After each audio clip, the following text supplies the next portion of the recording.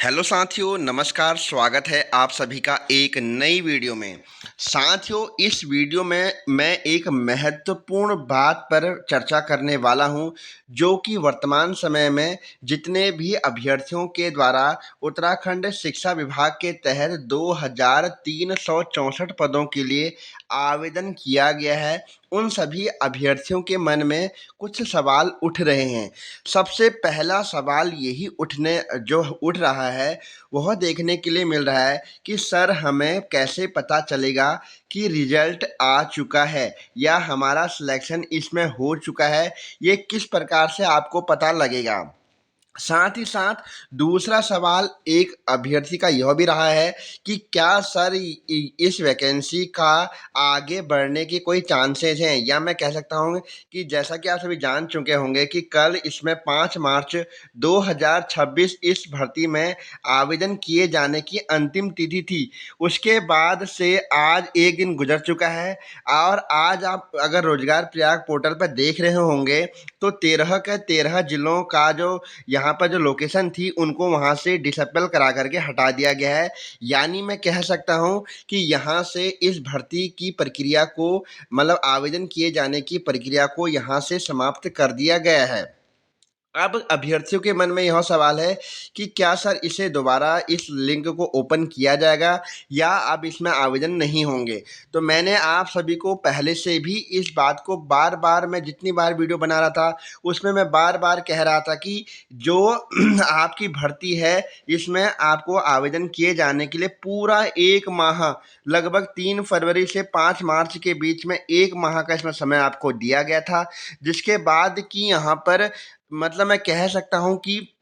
जितने पद निकले हुए हैं उससे अधिक 10 गुना अभ्यर्थियों के द्वारा यहाँ पर आवेदन किया गया है। यानी आप देख पा रहे होंगे कि लगभग 50,000 प्लस अभ्यर्थियों के द्वारा यहाँ पर आवेदन किया गया है इन वैकेंसीज के लिए। और आप देख रहे होंगे कि प्रत्येक जिले में बढ़ चढ़कर आवेदकों के द्वारा आवेदन किए गए हैं। कहीं पर 6,500, कहीं पर लगभग लगभग मैं कह सकता हूँ कि 2,500 से ऊपर ही सभी जिलों में आवेदन हुए हैं। सबसे कम जो आवेदन हुए हैं वे हमारे देहरादून जनपद में हुए हैं। उसके बाद अगर मैं बात कहूँ कि सर्वाधिक जो आवेदन होने में स्थान रहा है वह रहा है पिथौरागढ़ जनपद, और साथ ही साथ उत्तरकाशी जनपद का यहाँ पर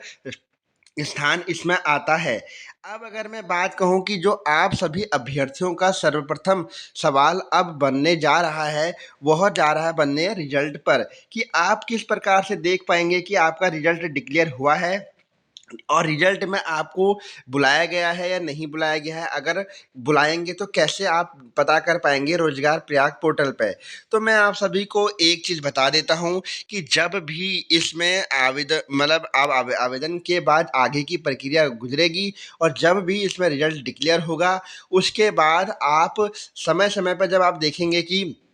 मैंने कल भी आप सभी को बताया हुआ था कि अगर आपका आवेदन हो गया है तो आप इस वाले ऑप्शन में जो सी डिटेल्स वाला है, अप्लाइड इन आउटसोर्स वाला जो ऑप्शन आपके सामने दिया गया है, इसमें जा कर के देख सकते हैं कि आपका आवेदन स्वीकार हुआ है या आपके द्वारा किया गया आवेदन सही भरा गया है, या अभी तक वो आवेदन जो आपके द्वारा किया गया था उसको आयोग रोजगार प्रयाग पोर्टल पर रजिस्टर किया गया है नहीं किया गया है, इसको आप देख सकते हैं। लेकिन अगर आप, मैं बात कहूँ कि जो आपने रिजल्ट के लिए आपको किस प्रकार से पता लगेगा, उस बात को मैं इसमें बताता हूँ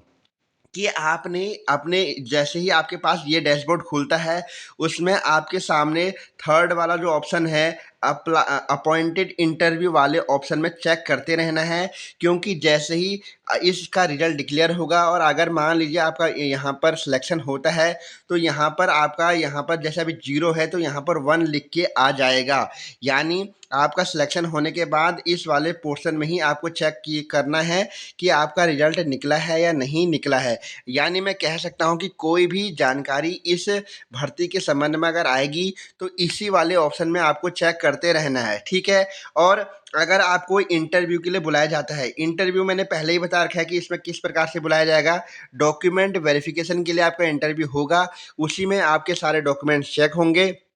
उसके बाद ही आपका यहाँ पर सिलेक्शन हो पाएगा। और सिलेक्शन होने के लिए भी मैंने आप सभी को इतने दिनों से यह बता रहा हूँ कि लगभग अगर मान के चलिए, एक एग्जांपल मैं आपको दे रहा हूँ कि आपके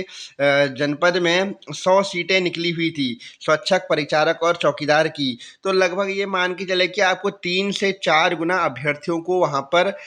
यहाँ पे पास किया जाएगा। लगभग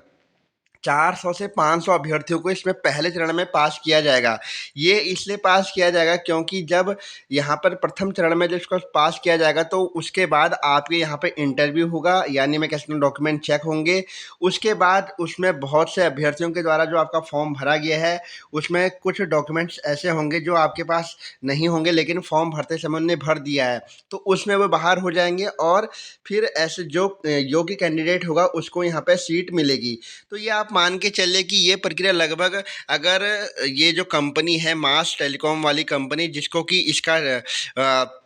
नियोक्ता कंपनी के रूप में यहाँ पर बनाया गया है, अगर वो ठीक तरीके से अपना कार्य करती है तो लगभग 1 माह के भीतर मैं कह सकता हूँ कि आपका इसमें फाइनल रिजल्ट के बाद ज्वाइनिंग देखने के लिए भी मिल जाएगी। मेरा ऐसा उम्मीद है कि अगला जो सत्र हमारा लगने वाला है 1 अप्रैल से, तब तक आपको इसमें ज्वाइनिंग मिलने की प्रबल संभावना मैं जता सकता हूँ। अगर सही तरीके से कार्य होता है तो 1 से 2 हफ्ते, लगभग 2 हफ्ते में आपको यहाँ पे 2 वीक्स में आपको यहाँ पर आपका रिजल्ट देखने के लिए मिल जाएगा। और जो भी यहाँ पर कैंडिडेट्स का सिलेक्शन होगा, मैंने बता दिया है कि आप कहाँ पर से जा कर के इसको चेक कर पाएंगे। तो जिनके द्वारा भी अभी तक फॉर्म भरा गया है और सही भरा गया है, और अगर कोई भी आपकी क्वेरीज होती हैं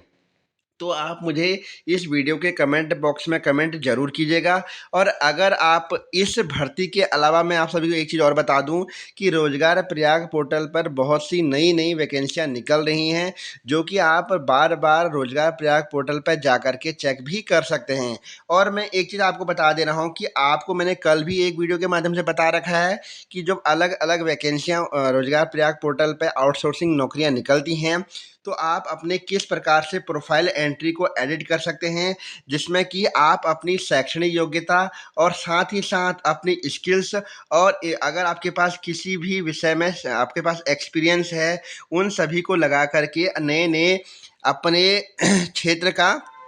या अपनी क्वालिफिकेशन को किस प्रकार से एडिट कर पाएंगे। तो अगर अभी तक आपने वो वीडियो नहीं देखी है तो उसे भी जा कर के आप देख सकते हैं। और अगर आपको रोजगार प्रयाग पोर्टल पर पंजीकरण करने में कोई भी समस्या आती है तो उस पर भी मैंने एक अच्छे तरीके से स्टेप टू स्टेप बता रखा है कि आप किस प्रकार से पंजीकरण कर पाएंगे, तो उसे भी जा कर के आप देख सकते हैं। और जल्द ही आप सभी को जो रोजगार प्रयाग पोर्टल पे नई वैकेंसियाँ निकली हुई हैं, उन सभी वैकेंसीज़ की डिटेल्स भी दी जाएंगी। और अन्य वैकेंसियाँ जो उत्तराखंड में अभी आने वाली हैं, उनकी भी अपडेट आप सभी को समय समय पर दी जाती है। इसलिए अभी तक आपने अगर चैनल को सब्सक्राइब नहीं करा है तो चैनल को सब्सक्राइब कीजिएगा और अपने दोस्तों के साथ शेयर भी कीजिएगा और बेल आइकन को प्रेस भी कीजिएगा, क्योंकि अगर आप इसको प्रेस करेंगे तो जैसे ही कोई नई वैकेंसी की डिटेल्स आती हैं, आपको आपके पास नोटिफिकेशन का पहुंच जाता है। तो आज की वीडियो में बस इतना ही। ओके, थैंक यू, धन्यवाद।